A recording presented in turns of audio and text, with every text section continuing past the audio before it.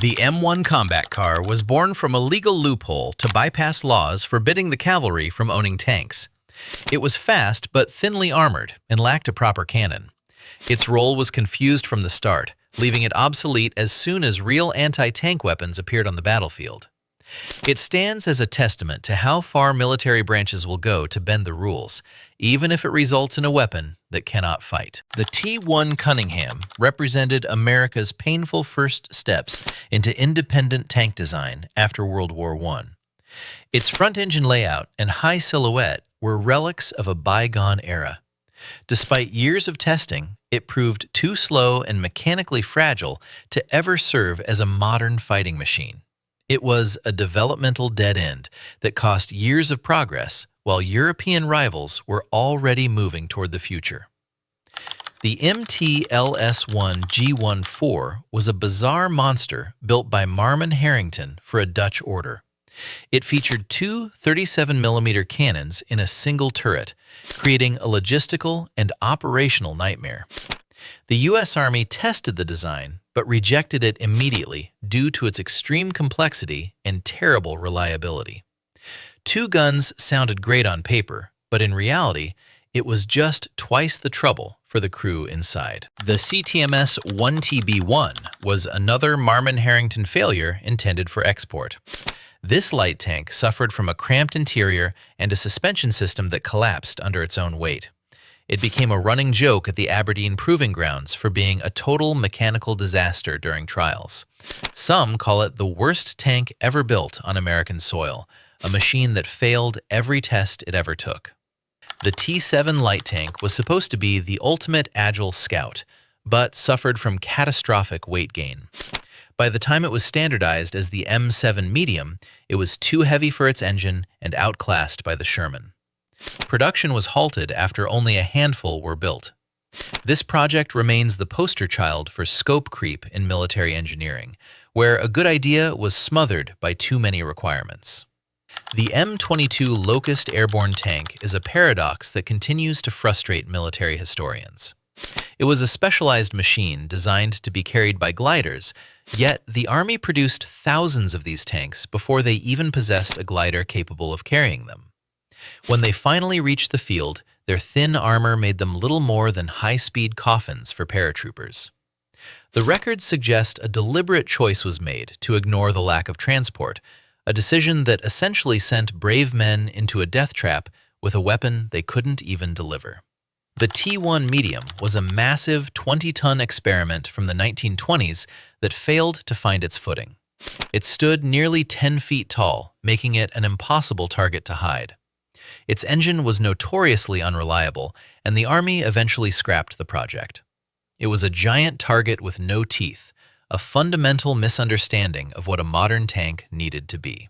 The M2 Medium was a rolling fortress of machine guns that was obsolete before the first shot of the war. It bristled with weaponry, but lacked a heavy main gun and adequate armor. German panzers in 1940 proved that its design was a dangerous relic of the interwar period.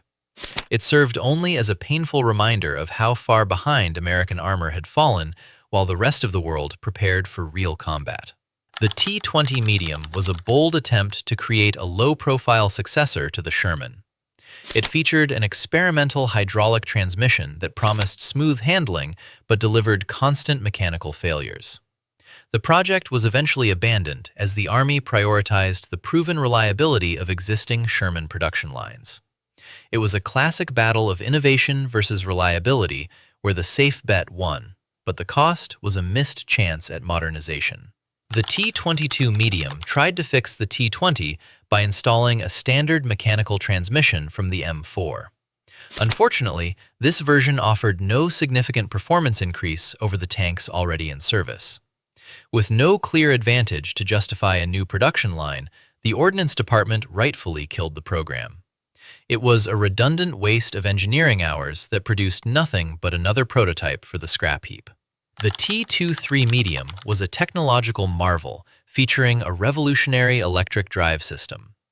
It was highly maneuverable and technically superior to almost anything in the field, yet it was killed by a conservative military establishment. Frontline commanders and mechanics were reportedly terrified of its complex electronics, fearing they couldn't fix it in the mud. Critics argue this fear of progress delayed American propulsion by 20 years, leaving the U.S. to rely on aging mechanical designs while a revolution sat in the warehouse. The T25 Medium was an early attempt to mount a powerful 90mm gun on a mobile chassis. It suffered from thin armor and poor weight distribution during its rapid development.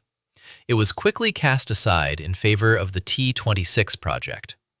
Many believe the T25 was a victim of prototype bloat, a project that could have been ready for combat much sooner if the Army had stopped over-engineering every single component.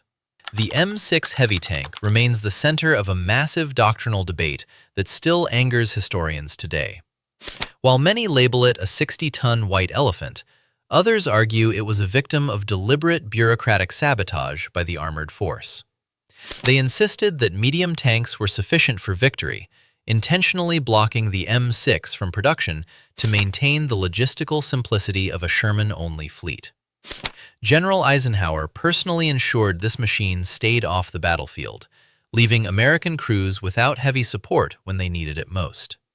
It remains the war's most expensive case of institutional assassination. The T1E1 Heavy Tank was the electric drive variant of the already troubled M6 design. It offered better steering, but was prone to electrical fires and massive power surges. It remains one of the most expensive and useless experiments of the war, a high-tech fire hazard that never had a chance. Even today, engineers argue over whether the design was a failure or if the technology was simply too far ahead of its time. The T14 Assault Tank was a heavily armored brute, co-developed with the British for infantry support. It utilized many Sherman components, but suffered from a fragile suspension that couldn't handle the extra weight.